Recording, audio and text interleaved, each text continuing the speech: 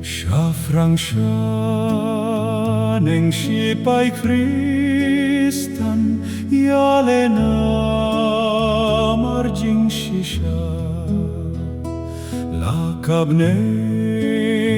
bat birthei kingdom kannetang kajing shisha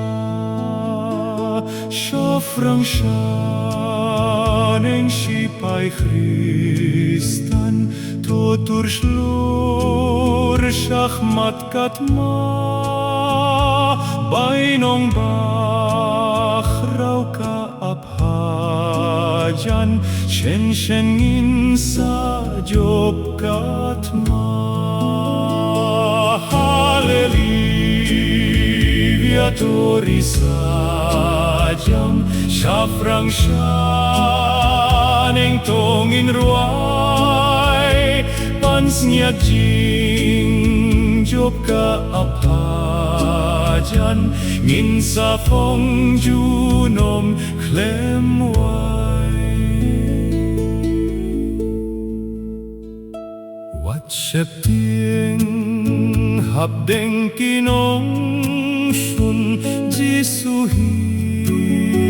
udon hajan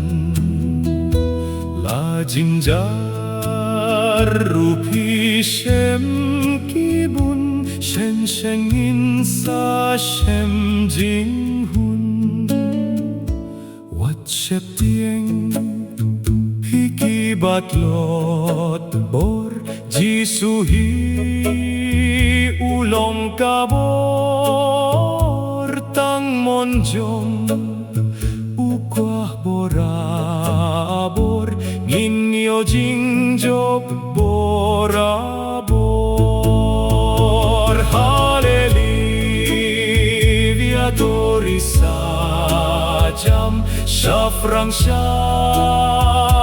tongin ruai pansnya jing job ka abhajan ngin sa phong ju